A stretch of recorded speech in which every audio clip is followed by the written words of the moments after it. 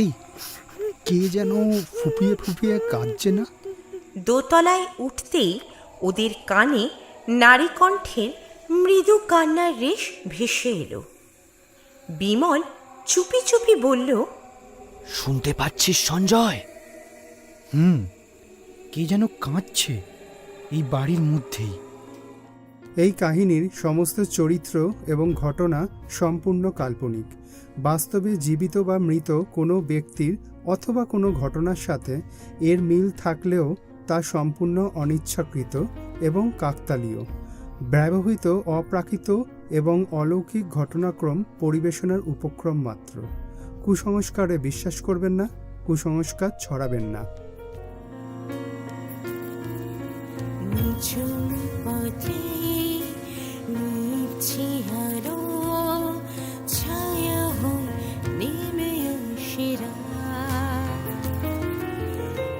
শরীর শ্বাস দেয় পিছু ডাক, জানালায় বাড়িয়ে দুহাত, বোঝা না বোঝার সীমা পেরিয়ে অজানার কুয়াশা মেখে না বলা কাহিনী শোনাতে।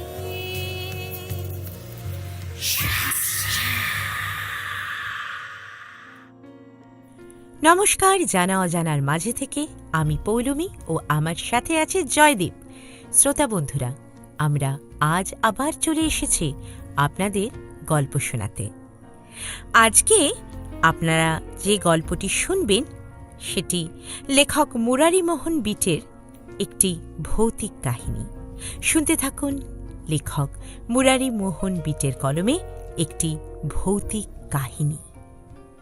ছোট্ট স্টেশন নয়নগড়। স্টেশনের সীমারেখার কোলে কোলে কৃষ্ণচূড়া আর বকুল গাছের সারি।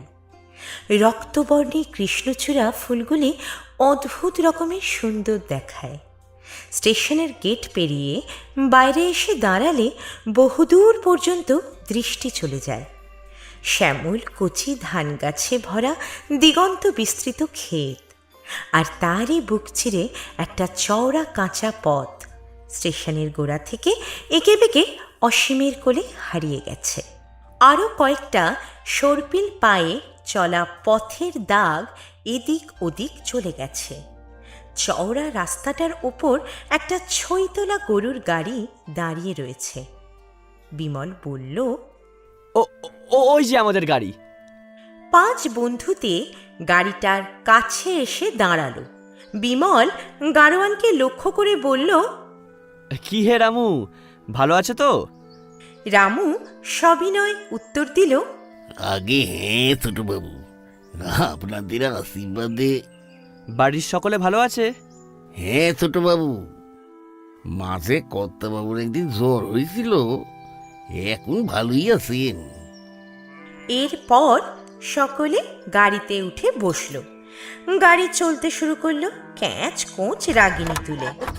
দলে ছিল ওরা 5 জন: বিমল, সঞ্জয়, প্রদীপ, দীপক আর কুমার। বেশ খানিকটা অগ্রসর হওয়ার পর বিমল বলল, শোন সঞ্জয়, ছোট্ট একটা গল্প বলি।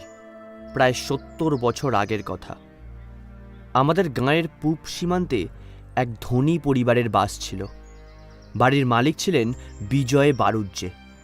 হঠাৎ একদিন গায়ের সমস্ত লোক শুনল তার স্ত্রী আত্মহত্যা করেছে গলায় দড়ির ফাঁস দিয়ে। কিন্তু তার আত্মহত্যার সঠিক কারণ জানা গেল না। কেউ বলে সাংসারিক অশান্তির জন্য আত্মহত্যা করেছে, আবার কেউ বলে বউটি নাকি রোগে ভুগছিল, সেই রোগ যন্ত্রণার হাত থেকে নিষ্কৃতি পাওয়ার জন্যই গলায় দড়ি দিয়েছে। যাই হোক, সে আত্মহত্যা করল বটে, কিন্তু ঘটনার শেষ এখানে হলো না। কয়েকদিন পর দেখা গেল বারুজ্জে মশাই মা, বাপ, ভাই, বোন এবং সমস্ত জিনিসপত্র নিয়ে নিজের বাড়ি ঘরের মায়া কাটিয়ে অন্য কোথাও চলে গেলেন। গাঁয়ের সঙ্গে তাদের আর কোনো সম্পর্কই রইল না। সঞ্জয় প্রশ্ন করল, কেন? হঠাৎ তাদের এভাবে চলে যাওয়ার কারণ কি? শোনা গিয়েছিল প্রতিদিন গভীর রাত্রে নাকি ওই বউটির প্রেতাত্মার আবির্ভাব ঘটত ওই বাড়িতে। তাই বাড়ুজ্যমশাই ভয় পেয়ে পালিয়ে গেছেন। সঞ্জয় পরম তাচ্ছিল্য সহকারে বলল, যত সব ভিতুর দল, কি দেখতে কি দেখেছে, অমনি বাড়িঘর ছেড়ে সব পালিয়ে গেল। এবার বিমল মৃদু হেসে বলল, এটা শুধু সেদিনকার কথাই নয় সঞ্জয়, বউটির প্রেতাত্মা আজও প্রতিদিন বাড়ুজ্যমশাইয়ের পুরো বাড়িটাতে ঘুরে বেড়ায়। আমি নিজের চোখে দেখেছি। আচ্ছা, তা আমাকে দেখাতে পারিস? দেখাবার জন্যই তো এনেছি তোদের। ওই বউটির প্রেতাত্মাকেই তোদের দেখাবো। ক্যাঁচ কোঁচ আওয়াজ তুলে গরুর গাড়িটি চলেছে বাবলা বনের ভেতর দিয়ে। অনেকটা দূরে গ্রাম দেখা যাচ্ছে। উই ঢিপির মতো কতগুলো কুঁড়ে ঘর দিগন্তের কাছাকাছি গাছপালার ফাঁকে ফাঁকে উঁকি দিচ্ছে। বিমল বলল, ওই দেখা যায় আমাদের গ্রাম নয়নগড়। এর কদিন আগের কথা। সেদিন কলেজের হোস্টেলে ভূত দেখা নিয়ে তর্ক হচ্ছিল সঞ্জয় আর প্রদীপের মধ্যে। কি বলতে চাচ্ছিস তুই? হ্যাঁ, মানে আত্মা বলে কিছু হয় না? আর এই যে সবাই বলে আত্মা অমর, না না, হয় আত্মা আত্মা আছে আছে, হয়। শোন, আমার কথা শোন। যে যা বলে বলুক, আমি বিশ্বাস করি না। কি বলে কি? দেখ তো দেখা না, তুই নিয়ে যাও কোথাও, দেখা, তো দেখাতে পারছিস না। দেখ, তর্ক করিস না। হয় আত্মা হয়। আমি বলছি, তুই বিশ্বাস কর। আরে তুই বল না। আরে আত্মা বলে হয়। তর্ক করছে। ঠিক আছে, কোথাটা নিয়ে চল, নিয়ে গিয়ে দেখা আমায় শ্মশান, জঙ্গল, কবরখানা, যেখানে নিয়ে চ। সঞ্জয় পরম অবজ্ঞা ভরে বলল, এখনো তোদের কুসংস্কার গেল না রে?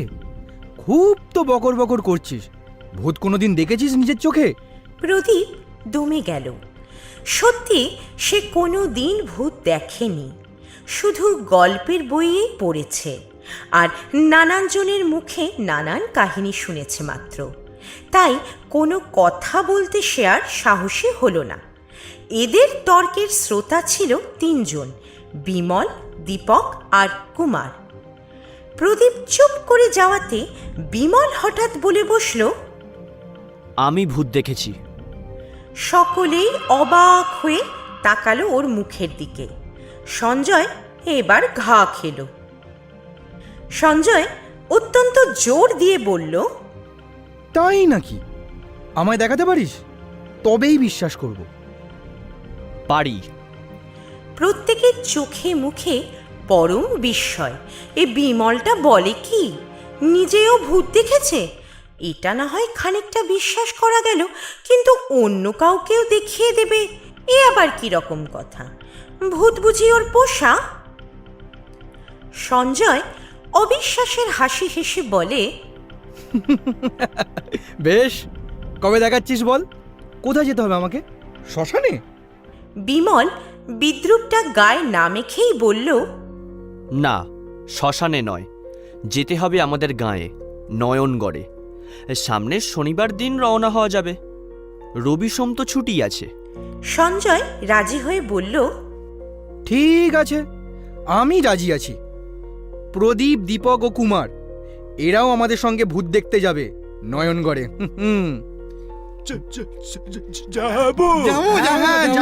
যাবো। ভালো মজা হবে। বেশ, তবে ওই কথাই রইল। সেই দিনই এই সিদ্ধান্ত নেওয়া হলো এবং সেই উপলক্ষেই আজ ওরা 5 জনে নয়নগড়ে হাজির হয়েছে। বিকেলবেলা 5 বন্ধুতে বেরোলো বিজয়বাবুর পোড়ো বাড়িটা দেখতে। গাঁয়ের একেবারে শেষ সীমান্তে বাড়িটা। বন জঙ্গলে প্রায় ঢাকা। দেওয়ালের ফাটলে ফাটলে অজস্র গাছপালা জন্মে এমন অবস্থা হয়েছে বাড়িটাকে বাড়ি বলে চিনতে বেশ কষ্ট হয়। কুমার বলল, বাপরে, রাতে এই বাড়ির মধ্যে ঢুকতে হবে? ভূতের হাত থেকে যদিও বা রেহাই পাওয়া যায়, সাপের ছোবল থেকে বাঁচবার তো কোনো উপায় দেখছি না। বিমল সকলকে ডাকলো। আয় আয়, ভেতরে যাওয়ার রাস্তাটা চিনে নি দিনের আলোয়। হ্যাঁ, দেখেছিস কিরকম ঝোপ জঙ্গল? ওরে বাবা কি অন্ধকার! এ চ চ চ, ভাই, ভয় লাগছে। আমি যাবো না, আমার ভয় করছে। ভাই যাস না। চ চ চ, বাড়ি ফিরে যাই। দূর আমার যেতে ভয় ইচ্ছে লাগছে। করছে না। আর চ না বলছি যখন, চ চ দেখে আসি। গাছের ডাল ভেঙে কতগুলো আগাছা উপড়ে কোনো রকমে একটা পথ সৃষ্টি করে ওরা সকলে ভেতরে এসে পৌঁছালো।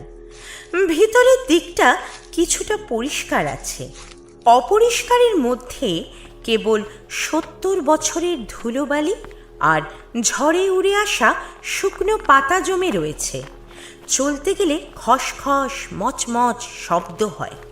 দোতলা বাড়ি, এক পাশ দিয়ে প্রশস্ত সিঁড়ি উঠে গেছে ওপরে। সঞ্জয় বলল, ওপরটা ঘুরে আসি চল। সিঁড়ি বেয়ে ওরা 5 জনে উঠে আসে দোতলায়। রেলিং ঘেরা 3 ধারে বারান্দা, এক একটি বারান্দায় 2খানা করে ঘর। সব ঘরে তালা ঝুলছে, 70 বছর আগেকার তালা, মরচে ধরে কালো হয়ে গেছে। প্রত্যেকটা দরজা জানলার কপাটেই উই ধরেছে, কোনো কোনো কপাট একেবারে নিশ্চিহ্নই হয়ে গেছে। বিমল বলল, এই বাড়িতে বিজয়বাবুর স্ত্রীর 70 বছর আগেকার প্রেতাত্মা আজও বাস করছে। সঞ্জয় অবজ্ঞার সুরে বলল, থাম থাম থাম, আগে তাকে দেখি, তারপর কথা বলিস। এই কথার উত্তরে বিমলের বলবার মতো আর কিছুই নেই, তাই সে শুধু একটু হাসল।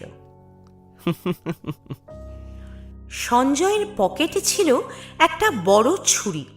সেই ছুরিটার লম্বা ফলা দিয়ে সে একটা জানলার কপাট খুলে ফেলল। যে দেখল ধুলোবালি আর মাকড়সার জালে নোংরা হয়ে গেছে ঘরখানা। চুনবালিও খসে খসে পড়ছে দেওয়াল থেকে।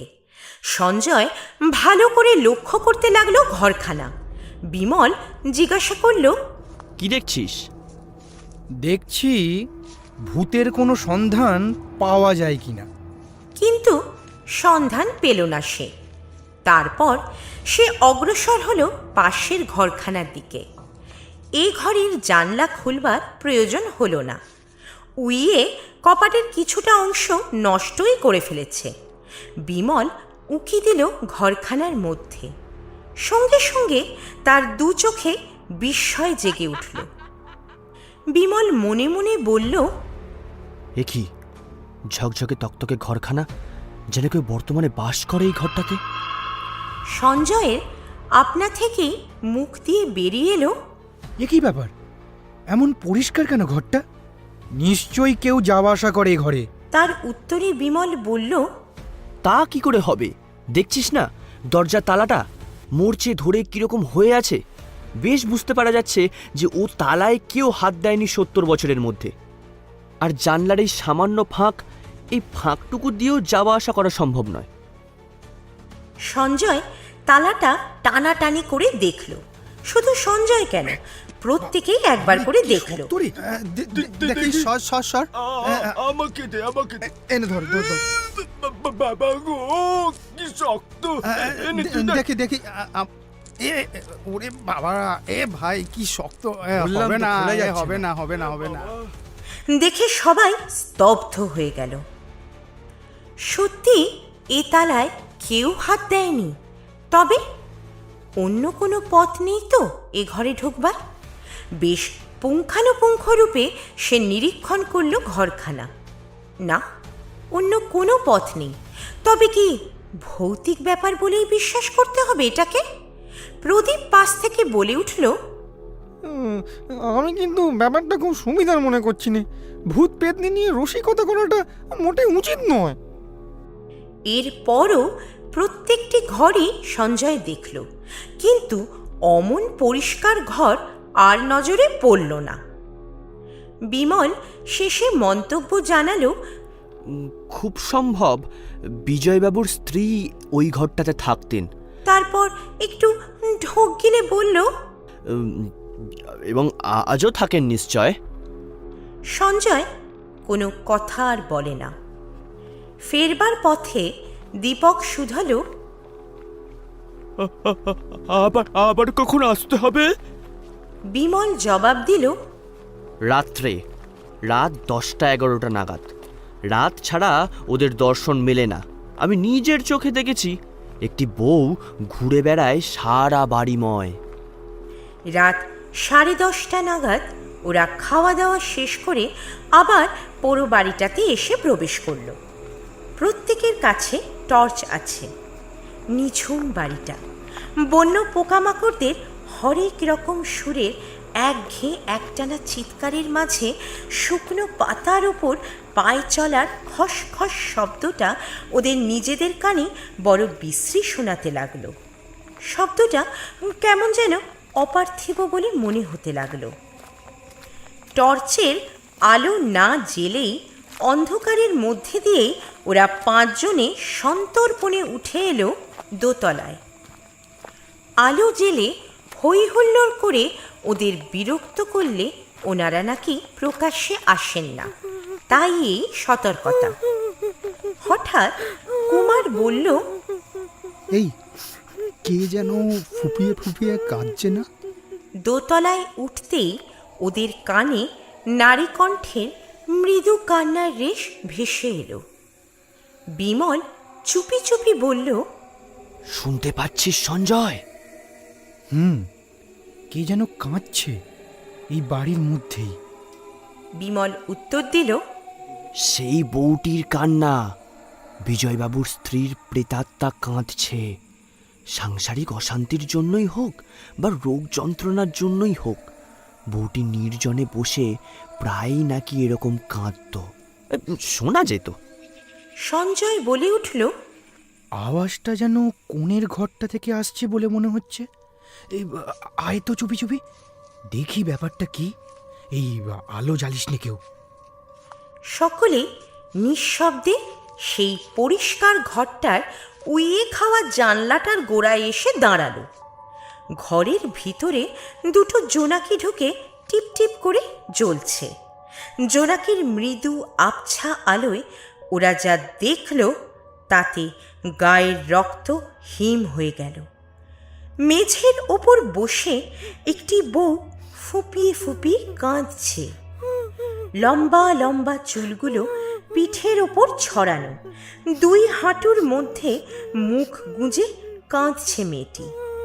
সঞ্জয় ভালো করে চেয়ে দেখল দরজার মরচে ধরা তালাটা ঠিকই ঝুলছে। এ কি ব্যাপার? সে এক দৃষ্টিতে চেয়ে থাকে নারী মূর্তিটার দিকে। কান্না থেমে গেল একটু পরেই। সেই সঙ্গেই বউটিকেও আর দেখা গেল না। সঞ্জয় টর্চ জেলে দেখে ঘর ফাঁকা। দরজা এবং ওধারের জানলাগুলো যেমন বন্ধ ছিল তেমনই বন্ধ রয়েছে। সঞ্জয়ের মুখ দিয়ে বেরিয়ে এলো, আশ্চর্য, হাওয়ায় মিলিয়ে গেল নাকি বউটা? প্রদীপ ভয়ে ভয়ে বলল, যদি সত্যিকারের বউ হতো তাহলে কি মিলিয়ে যেত? এ যে পেতনি। বিমলও এবার বেশ ভয় পেয়েই বলল, আর এখানে নয়, নিচে চল। এবার নিচে গিয়ে একটা জায়গায় চুপচাপ বসে থাকবো। বউটাকে দেখতে পাবি আবার। সারা বাড়িটাই ঘুরে বেড়াবে, কখনো কাঁদবে আবার কখনো হাসবে। আচমকা কোথায় একটা কুকুর তারস্বরে চিৎকার করে উঠল। প্রত্যেকেই থমকে দাঁড়ালো একবার। এরপর আবার সিঁড়ি বেয়ে নামতে লাগলো। নিচের উঠানের একপাশে বাথরুম।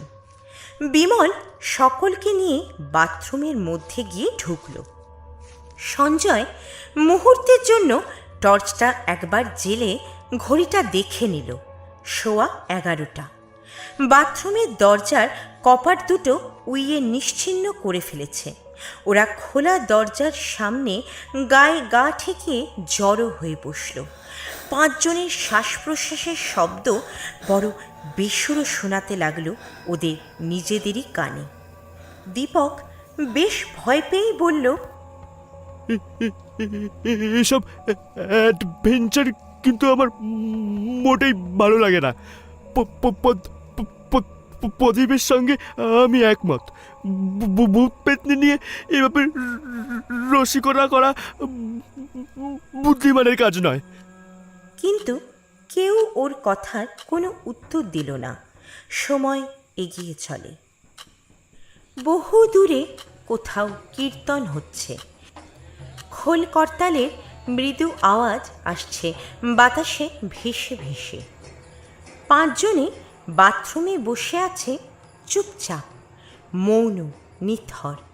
হঠাৎ দোতলার বারান্দায় পায়ে চলার শব্দ জেগে উঠল। কেউ যেন চলছে। বিমল চাপা স্বরে বলল, কেউ টু শব্দটি করবি না। সকলে প্রখর দৃষ্টিতে তাকালো বারান্দার দিকে। অনেকগুলো জোনাকি সারা বাড়িময় টিপটিপ করে জ্বলছে। ওদের আলোয় দেখা যাচ্ছে যেন একটা ছায়ার মতো কি সিঁড়ির দিকে এগিয়ে যাচ্ছে। বিমল সঞ্জয়ের কানে কানে বলল, দেখতে পাচ্ছিস? ছায়ামূর্তিটা ধীরে ধীরে সিঁড়ি বেয়ে নেমে আসে নিচে। এবার চিনতে পারা যায় মূর্তিটা স্ত্রীলোকের। সকলে কাঠ হয়ে মূর্তিটার দিকে চেয়ে থাকে। বউটি নিচে নেমে ডান দিকে এগিয়ে গেল কয়েক হাত। তারপর একটা জায়গায় স্থির হয়ে দাঁড়িয়ে ওপর দিকে চাইল। প্রত্যেকে তীক্ষ্ণ দৃষ্টিতে চেয়ে দেখল একটা মোটা দড়ি ঝুলছে দোতলার বারান্দা থেকে। এতক্ষণ ওদের নজর পড়েনি দড়িটার দিকে। দড়িটার শেষ প্রান্তে একটা গোলাকার ফাঁস। এই দেখে সকলের সর্বাঙ্গ শিরশির করে কেঁপে উঠল। মাথার ভিতর কেমন যেন ঘুরপাক খেতে লাগলো। বউটি ক্ষণকাল দড়ির দিকে চেয়ে থেকে একটা উঁচু জায়গায় উঠে দাঁড়ালো। তারপরই মুহূর্তের মধ্যে ফাঁসটা গলায় পড়ে নিয়ে ঝুলে পড়ল শূন্যে। একটা ক্ষীণ অস্ফুট শব্দ হলো। সঞ্জয় মরিয়া হয়ে 5 সেলের টর্চটার সুইচ টিপে দিল। এক ঝলক তীব্র আলো টর্চটার মুখ দিয়ে ঠিকরে বেরিয়ে এলো সোজা। কিন্তু কই, কিছুই তো নেই। একটা চামচিকে পর্যন্তও নেই। প্রবল বেগে মাথা ঘুরে ওঠে সঞ্জয়ের। 2 হাতে সজোরে মাথাটা চেপে ধরে জ্ঞান হারায় সঞ্জয়। এই কি হলো? কি হলো? সঞ্জয়, এ সঞ্জয়, আরে কি হলো? আরে ওকে ধর ধর, সবাই মিলে ধর ওকে। এই সঞ্জয়, ধর ওকে।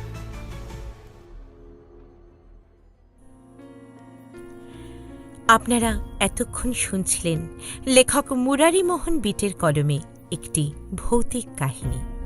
গল্পের বিভিন্ন চরিত্রে কথক আমি অর্থাৎ আপনাদের পৌলমী ও অন্যান্য চরিত্রে দিগন্ত, অঙ্কিত, জয়দীপ বক্সী ও জয়দীপ মুখার্জি।